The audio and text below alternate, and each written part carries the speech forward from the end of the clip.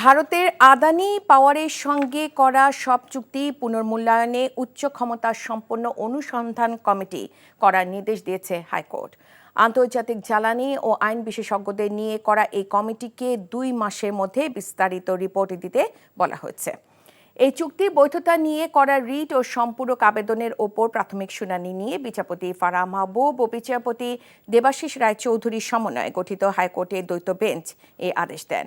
পরবর্তী শুনানির জন্য আগামী বছরে 25 ফেব্রুয়ারি দিন রেখেছেন আদালত।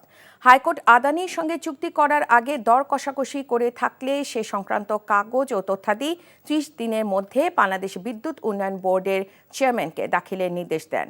এছাড়া চুক্তি সম্পাদনে যথাযথ প্রক্রিয়া অনুসরণ করা হয়েছিল কিনা 3 মাসের মধ্যে তা আদালতে অবহিত করতে হবে। সম্পূরক আবেদনে এই রিটের আইনজীবী এম আব্দুল কাইয়ুম বলেন, নেপাল ও ভারতের অন্য কোম্পানি থেকে আদানির চেয়ে অনেক কম মূল্যে বিদ্যুৎ আমদানি করা হয়েছে। বাংলাদেশের স্বার্থের পরিপন্থী এই চুক্তিটা বাতিল করার জন্য কেন নির্দেশনা প্রদান করা হবে না এই মর্মে রুল ইস্যু করেছেন। সাথে সাথে 3টা অন্তর্বর্তীকালীন আদেশ দিয়েছেন। আন্তর্জাতিক খ্যাতিসম্পন্ন আইন বিশেষজ্ঞ থাকবেন যারা এই চুক্তিটির সব টার্মস এন্ড কন্ডিশনস আমাদের দেশের স্বার্থ পরিপন্থী কী কী আছে সেইগুলো বিশ্লেষণ করে আদালতের কাছে 2 মাসের মধ্যে একটা রিপোর্ট জমা দিবেন। টাকা চুরির জন্য যদি আমার গলায় জুতার মালা পরাইতে হয় তাহলে আমার শালীর সাথে প্রতারণা করার জন্য তোর ফাঁসি হবে।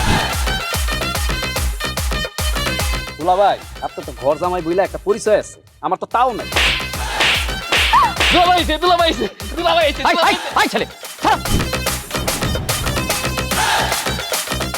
রাজনৈতিক ফ্যামিলির মেয়ে হয়ে ওই কাজ করবে।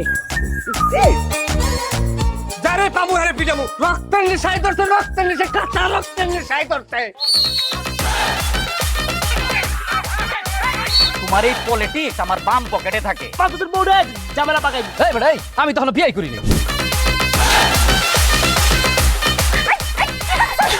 দুইটার আমি গুলি করে মারু। মাসুদরা কোনোদিন ভালো হয় না। আপনার পোশাক আশাক দেখে কিন্তু আপনার তালুকদার বংশের লোক মনে হয় না আব্বা, আপনার মনে হয় যে আপনি ফকির বংশের লোক।